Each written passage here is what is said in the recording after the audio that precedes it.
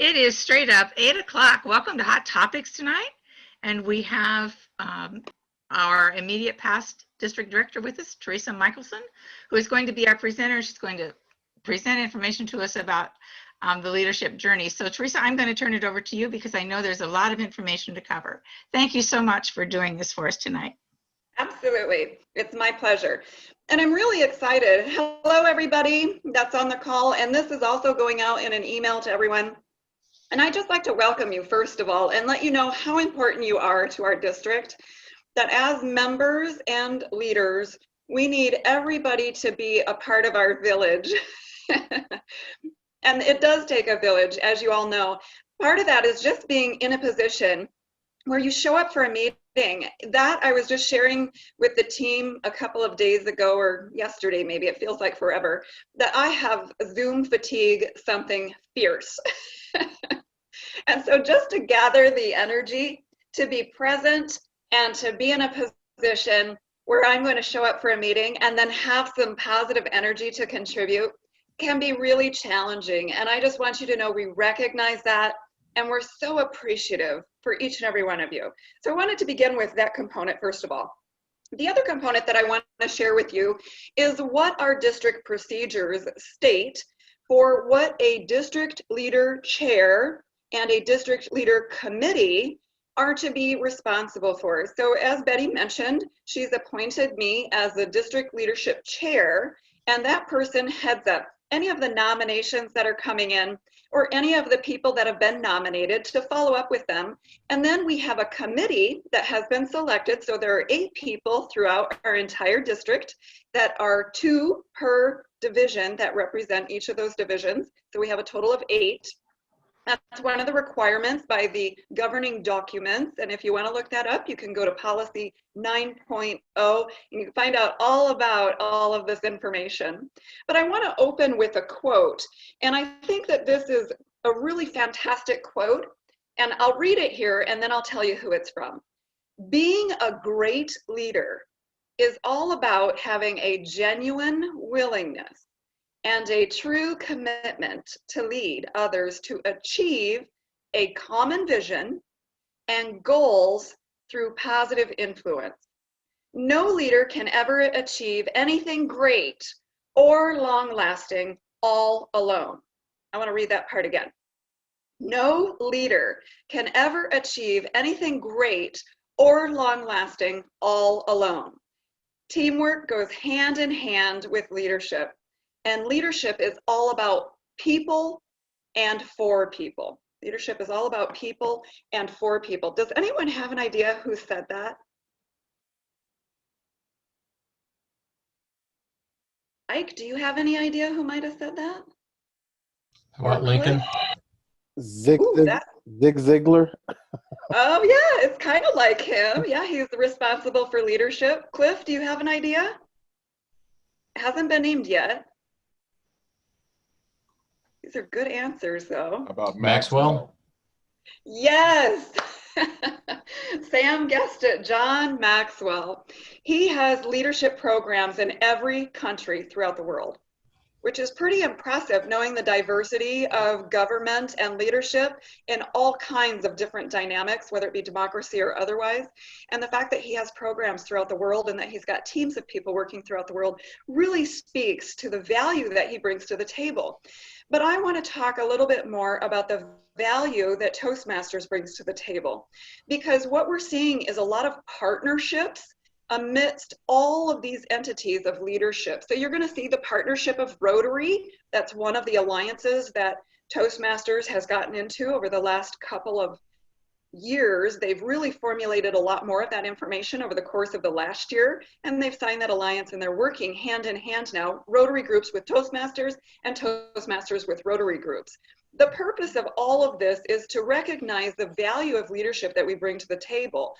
And I love our motto that Toastmasters has, and that is that leaders are made. And John Maxwell would back that up. Leaders are made. And he actually is an honorary Toastmaster as well, given all of the dynamics of leadership that he brings to the table.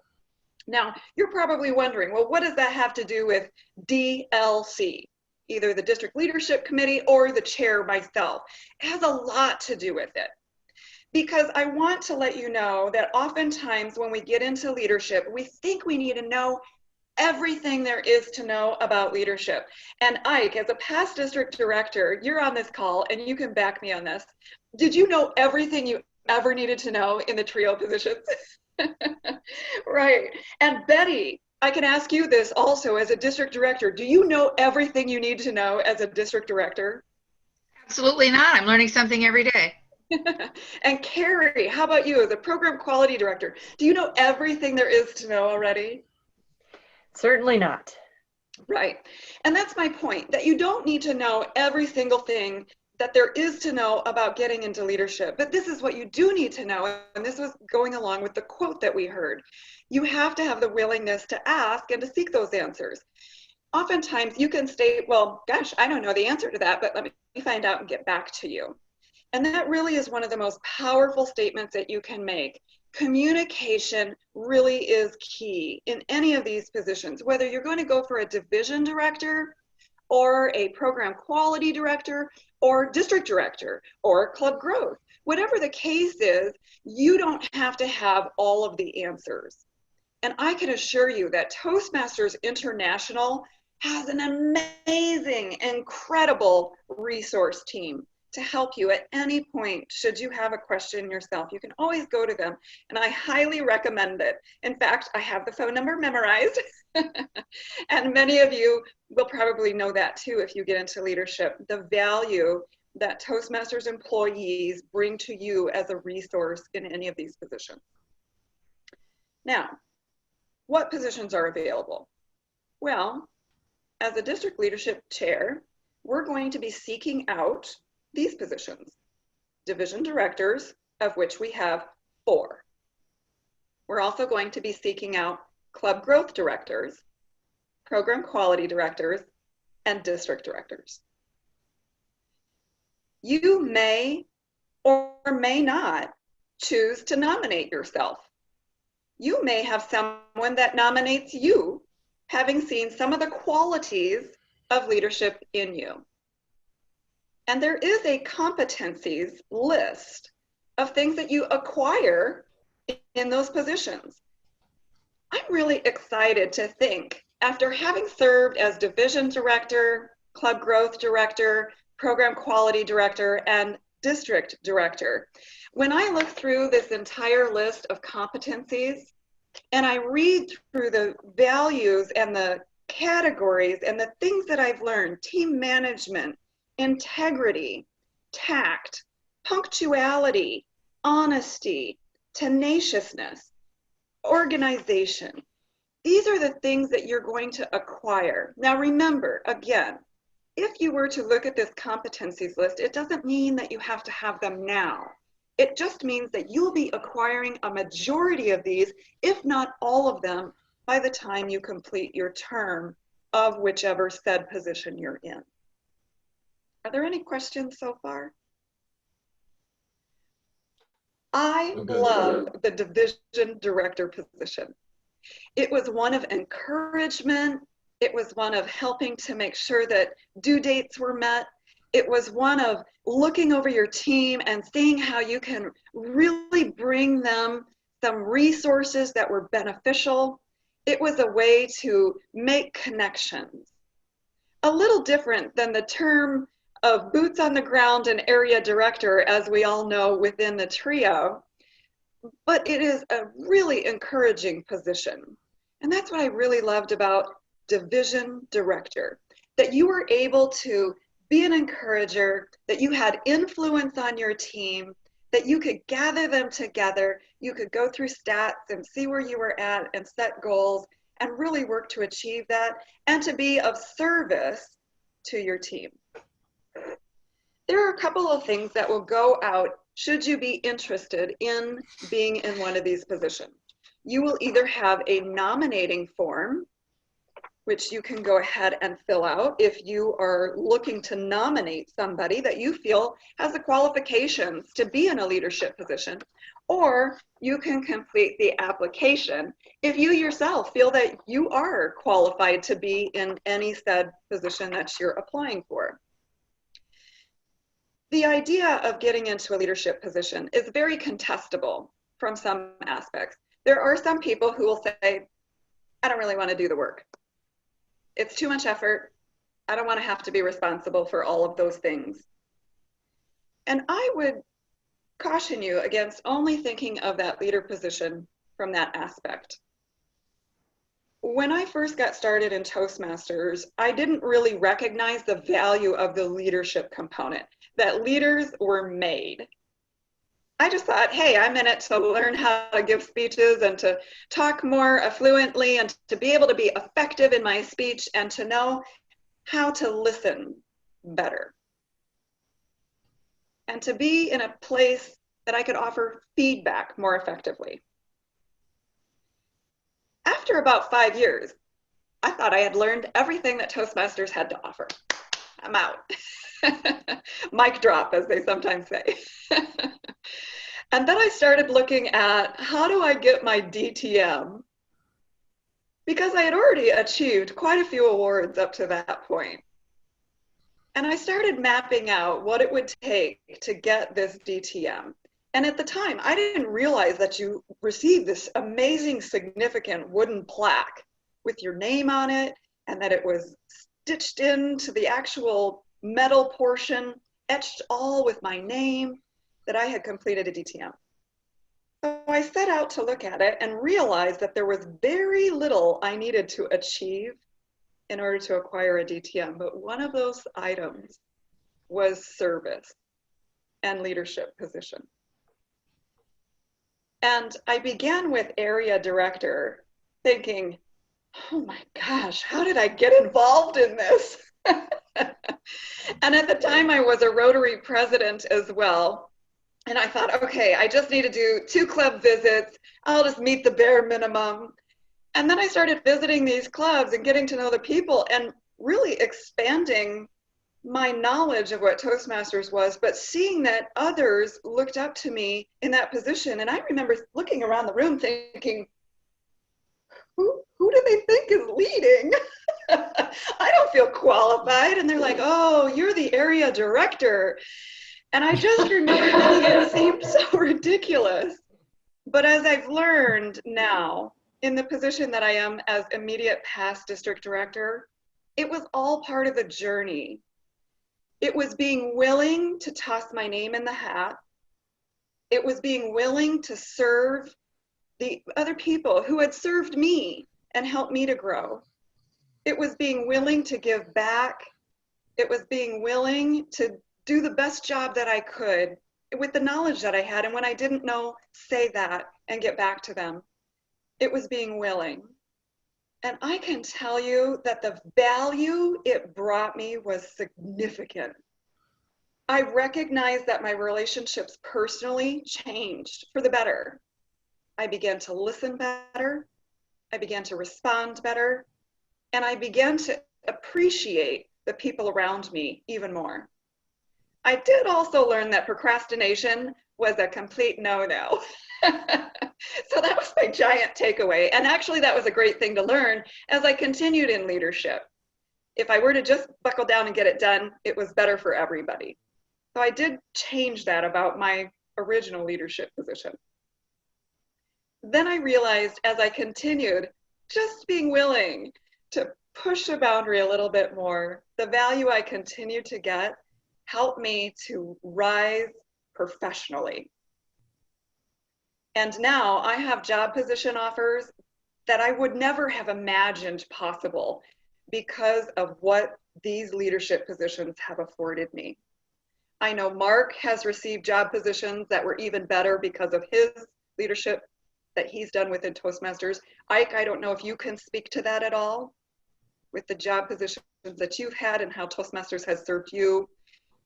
But I do know that it's worth it if you're willing to invest in yourself, if you're willing to do what it takes in the position to be the best version of yourself, to serve others, you have all the support of every past leader in this entire district.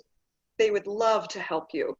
They would love to have conversation. I know I would. I know Ike has offered that before. Mark would, Jean would, Leanne Blankenberg would. There's countless people, Reginald Williams. Any of these people would be willing to help answer any questions you may have. And with that, I'll go ahead and close with this statement. If you're wondering whether or not you should become a leader within our district, one of 120 in the world, I would definitely say yes, do it. You're going to have challenges. You're going to have some uphills and some downhills, but overall your takeaway will be incredibly powerful for you as an individual. And I'd highly recommend it. With that, I'll open with some questions, and then know that this will be followed up with an email for nomination calls within our district. I will have some forms in there, and depending on whether or not you're nominated, or if you have any additional questions, there'll be a follow-up email with some more content. And then in addition to that, I'm always available should you want to talk or email or text or whatever your other component of communication might be. Any questions? Yes, Matthew. Thank you, Teresa. I am hoping that for those of us who are a little more uninitiated, maybe you can explain how, from your position as the district leadership chair, how you work with a committee and what that committee maybe looks like. Not exactly who you have, but how exactly you went about putting that together, or the mindset that you did. Absolutely. So what I looked for was equal representation, and having talked with past international directors and also region advisors, so we need to recognize that we have 14 international directors. They have some communication with you, and I've reached out to some of those to say, okay, what do you feel is good for these different positions within our district leadership committee, often referred to as DLC. And the things that I'm looking for in particular, some are experience, so those that have done it before. Some of that is maybe not as much experience, but experience with leadership. And then in addition to that, I'm looking for people that are really going to bring a great perspective to the table when it comes to looking at who is going to fulfill the qualifications, not whether or not they like them the most or are they the best communicator, but whether or not they're going to fulfill the qualifications of the position, whether that be that they'll learn them on the job, so to speak, or that they already have some of those qualifications. But we're going to be looking for who will be able to do that the best when we go into our interviews, and also who might represent District 19 the most effective way. I should follow that up rather briefly with this. About a year plus ago, when Mark was in the position of DLC, there was a lot that had changed the year I was district director, because no longer could we just put a warm body into the positions that we were nominating. We actually wanted to see if they could fulfill the qualifications. And I really do believe that that's better. It's better for the person that's stepping into the director position, and it's better for the district as a whole. Because what we were seeing was that people were just getting placed in these positions. They had no idea what they signed up for. And it was really challenging for the district as a whole. I hope that answers the question, Matthew. Awesome. Yes, Carrie. Hey, Teresa, I was wondering if you could address a question I get or I hear is often people are like, well, you know, I think so-and-so is going to already run for that position, or I feel like I need to run for this other position first. What is the thoughts on that? That's a terrific question also, Carrie. I would say put your name in every position you think you might want to have. And I say that tongue in cheek, of course, because people are like, well, I can't have them all. But ideally, you want to be interviewed. So maybe say, I really would like this position most of all. But the idea is that regardless of what you feel or think, it's best for you to compare yourself against yourself. Let me remind you of that. Compare yourself against yourself.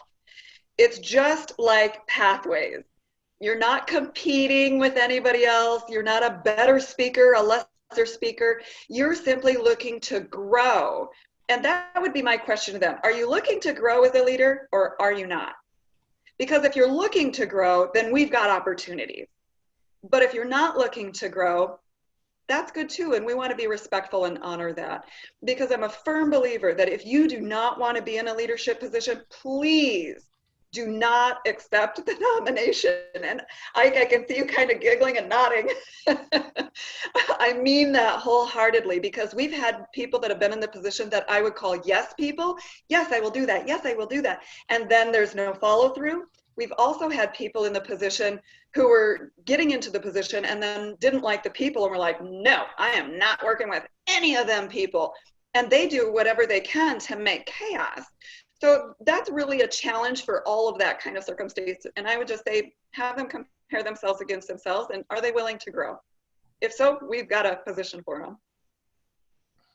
And it looks like, Sam, you asked a question here. It says, ask yourself, would I hire myself? Yeah, there you go. That's a great point too. I like that. Do we have any other questions throughout? Cliff, it's great to see you. I love it.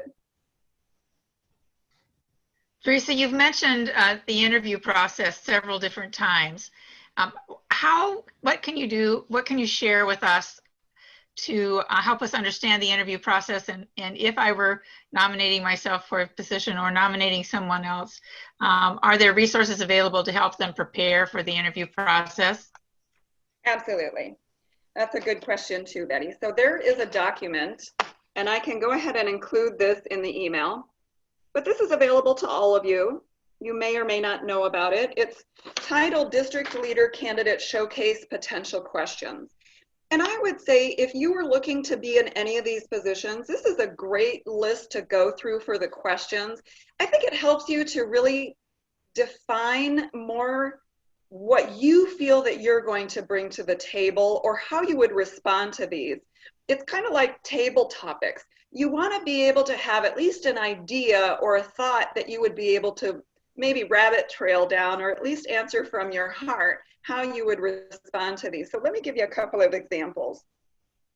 There's a club growth question here that talks about club growth directors. And one of the questions is, when working with a group of peers, describe your decision-making style. So you can see the questions are a little more in depth. I liken this to the region advisors when they go through their interview process.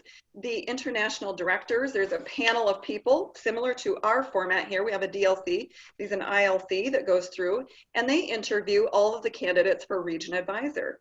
Here would be another example here for program quality. When working with a group of peers, or excuse me, sorry, that's the same question. How do you think members will respond to pathways once it's implemented? And what do you see as your role in the implementation?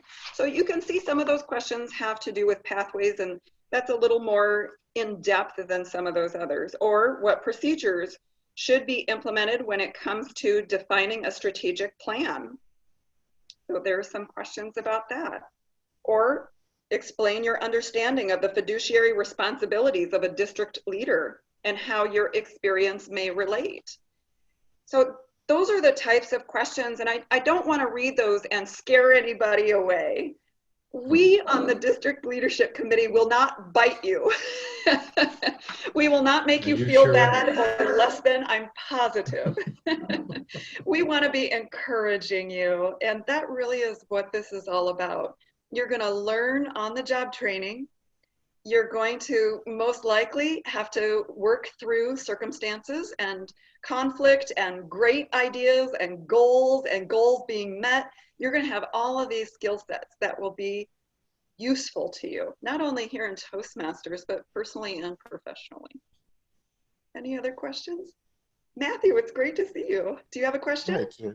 Yes, Teresa. Good seeing you. Thank you for putting this presentation together. Certainly. For someone that's interested in district leadership as a working professional, can you talk a little bit about the time management and the time commitments? Because we all know that there's so many different areas that require some of our time, and trying to add something additional beyond what we're already doing can be very daunting. Yes, I agree. And I would liken that to how we kind of opened in the beginning, stating that Zoom fatigue is real, and to take that into account. There are a lot of benefits to the positions now because there's not the travel included. And that could be a benefit, but then again, it goes back to Zoom fatigue. There's going to be that give and take, and it depends also on what type of leader you want to be. You really get to define that as a person that's going to take on these positions. You can decide if you're going to be a really good leader and you're going to add extra time for the little things and maybe do the extra that maybe a lot of people wouldn't do. Or you can state that, yeah, I'm just going to cover what I need to cover, and that might be the type of leader you are. It really does come from whoever gets put into that position. And it's one of the jobs of the DLC to look at who is going to fulfill that position to the best of their ability and really meet a majority of the criteria there. And time management is huge. I can tell you, the further you are in leadership as you get down into the trio, the more time that you want to dedicate to this.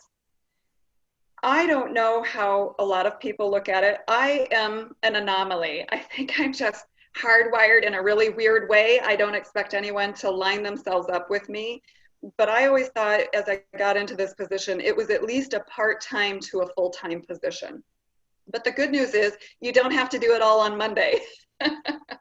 You just have to say, gosh, you know, I'm going to be responsive in that 2-day time period is what's agreed upon now in our district success plan. And I will get back to you in some way, shape, or form. And it might look like, hey, I'm really busy. I'm so sorry I can't respond to this right now, but I will definitely respond by the weekend or by next Friday, whatever that looks like. So there is that time management response. I would say the communication is first and foremost. And the response time, I think in this organization, at least with the members that I've talked to and the leaders, they're really receptive to that, especially if they know you have a full-time job. Like, okay, they're working, they have a full-time job. If they're not able to get back to me immediately with my answers, at least they responded and said, hey, let me get back to you by the weekend. I hope that answers your question a little bit more, Matthew. It did, thank you. Absolutely. Any other questions? Orville, it's great to see you. Well, I know that we are at our closing point. It's 8:30 and I have loved getting together. We're going to have a couple other Zoom meetings about what it means to be a leader, and we'll do one for division directors, and we'll have some past division directors on the call, and you'll be able to have some Q&A, we'll have some fun back and forth, and you'll be able to learn about those positions and what it means. It's way different than area director. Area director is very boots on the ground. It's super involved. And division director, as I talked about a little bit earlier, is more of that encouragement. So the time commitment is a little bit different, and the way that you prepare for that position is different. Then, of course, we'll also have a follow-up Zoom call, which will be for the trio. So any of the past district directors, Ike, I hope you'll be able to join us again on that one. We'll do some Q&A. I can tell you this. It has been such an honor to be in the position of the trio and to serve the members of District 19 on a global spectrum. It's, oh my goodness, I could just say it's the most humbling thing ever, and I'm so honored and I'm so grateful to each and every one of you. I hope that at some point you may not consider the trio, and that's fine, but I really hope, as a person who's interested in growth, which I know you are as a Toastmaster, I hope, like me, you consider continuing to grow, regardless of whether you think You have all of the qualifications for being a leader. Thank you so much for joining us tonight. I've loved seeing all the faces. I can't wait to see you again on our next Zoom meeting. Have an amazing evening. Good night, everybody. Thanks, Teresa. Absolutely. Teresa.